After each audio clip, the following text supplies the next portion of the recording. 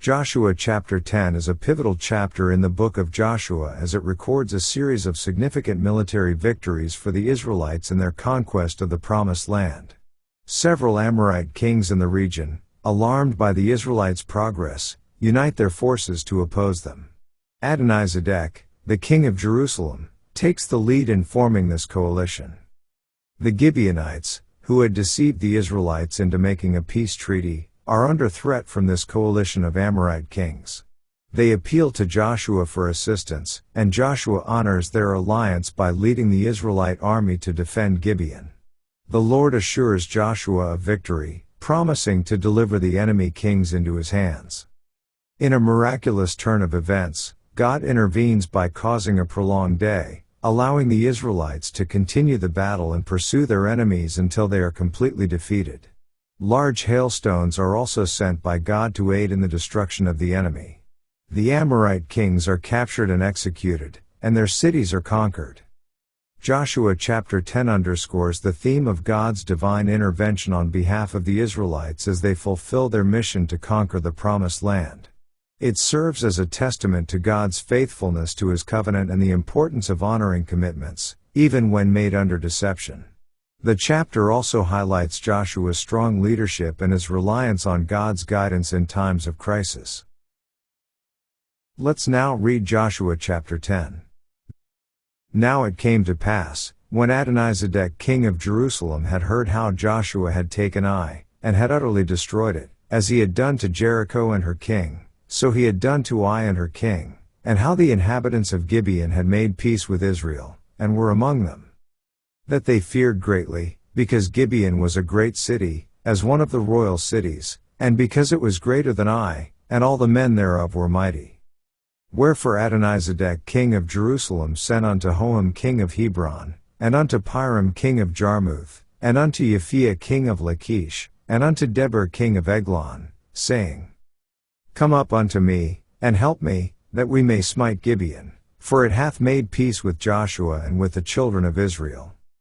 Therefore the 5 kings of the Amorites, the king of Jerusalem, the king of Hebron, the king of Jarmuth, the king of Lachish, the king of Eglon, gathered themselves together, and went up, they and all their hosts, and encamped before Gibeon, and made war against it.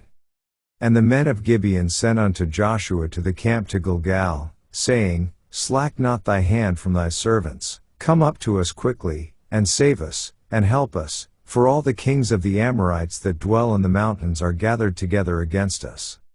So Joshua ascended from Gilgal, he, and all the people of war with him, and all the mighty men of valor. And the Lord said unto Joshua, Fear them not, for I have delivered them into thine hand, there shall not a man of them stand before thee. Joshua therefore came unto them suddenly, and went up from Gilgal all night. And the Lord discomfited them before Israel, and slew them with a great slaughter at Gibeon, and chased them along the way that goeth up to Beth-oron, and smote them to Azekah, and unto Makkedah. And it came to pass, as they fled from before Israel, and were in the going down to Beth-oron, that the Lord cast down great stones from heaven upon them unto Azekah, and they died. They were more which died with hailstones than they whom the children of Israel slew with the sword. Then spake Joshua to the Lord in the day when the Lord delivered up the Amorites before the children of Israel, and he said in the sight of Israel, Sun, stand thou still upon Gibeon, and thou, moon, in the valley of Ajalon. And the sun stood still, and the moon stayed, until the people had avenged themselves upon their enemies. Is not this written in the book of Jasher? So the sun stood still in the midst of heaven, and hasted not to go down about a whole day. And there was no day like that before it or after it, that the Lord hearkened unto the voice of a man, for the Lord fought for Israel. And Joshua returned, and all Israel with him, unto the camp to Gilgal. But these 5 kings fled, and hid themselves in a cave at Makkedah. And it was told Joshua, saying, The 5 kings are found hid in a cave at Makkedah. And Joshua said, Roll great stones upon the mouth of the cave, and set men by it for to keep them. And stay ye not, but pursue after your enemies, and smite the hindmost of them, suffer them not to enter into their cities, for the Lord your God hath delivered them into your hand. And it came to pass, when Joshua and the children of Israel had made an end of slaying them with a very great slaughter, till they were consumed, that the rest which remained of them entered into fenced cities. And all the people returned to the camp to Joshua at Makkedah in peace, none moved his tongue against any of the children of Israel. Then said Joshua, Open the mouth of the cave, and bring out those 5 kings unto me out of the cave. And they did so, and brought forth those 5 kings unto him out of the cave, the king of Jerusalem, the king of Hebron, the king of Jarmuth, the king of Lachish, and the king of Eglon. And it came to pass, when they brought out those kings unto Joshua, that Joshua called for all the men of Israel, and said unto the captains of the men of war which went with him, Come near, put your feet upon the necks of these kings. And they came near, and put their feet upon the necks of them. And Joshua said unto them, Fear not, nor be dismayed, be strong and of good courage, for thus shall the Lord do to all your enemies against whom ye fight. And afterward Joshua smote them, and slew them, and hanged them on 5 trees, and they were hanging upon the trees until the evening.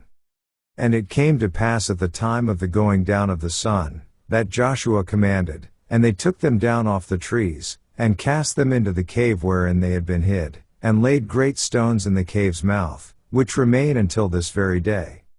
And that day Joshua took Makkedah, and smote it with the edge of the sword, and the king thereof he utterly destroyed, them, and all the souls that were therein, he let none remain, and he did to the king of Makkedah as he did unto the king of Jericho. Then Joshua passed from Makkedah, and all Israel with him, unto Libnah, and fought against Libnah. And the Lord delivered it also, and the king thereof, into the hand of Israel, and he smote it with the edge of the sword, and all the souls that were therein, he let none remain in it, but did unto the king thereof as he did unto the king of Jericho. And Joshua passed from Libnah, and all Israel with him, unto Lachish, and encamped against it, and fought against it. And the Lord delivered Lachish into the hand of Israel, which took it on the 2nd day, and smote it with the edge of the sword, and all the souls that were therein, according to all that he had done to Libnah. Then Horam king of Gezer came up to help Lachish, and Joshua smote him and his people, until he had left him none remaining. And from Lachish Joshua passed unto Eglon, and all Israel with him, and they encamped against it, and fought against it. And they took it on that day, and smote it with the edge of the sword, and all the souls that were therein he utterly destroyed that day, according to all that he had done to Lachish. And Joshua went up from Eglon, and all Israel with him, unto Hebron, and they fought against it. And they took it, and smote it with the edge of the sword, and the king thereof, and all the cities thereof, and all the souls that were therein, he left none remaining, according to all that he had done to Eglon, but destroyed it utterly, and all the souls that were therein. And Joshua returned, and all Israel with him, to Debir, and fought against it. And he took it, and the king thereof, and all the cities thereof, and they smote them with the edge of the sword, and utterly destroyed all the souls that were therein. He left none remaining, as he had done to Hebron, so he did to Debir, and to the king thereof, as he had done also to Libnah, and to her king. So Joshua smote all the country of the hills, and of the south, and of the vale, and of the springs, and all their kings, he left none remaining, but utterly destroyed all that breathed, as the Lord God of Israel commanded. And Joshua smote them from Kadesh Barnea even unto Gaza, and all the country of Goshen, even unto Gibeon. And all these kings and their land did Joshua take at one time, because the Lord God of Israel fought for Israel. And Joshua returned, and all Israel with him, unto the camp to Gilgal. This ends our reading of Joshua chapter 10.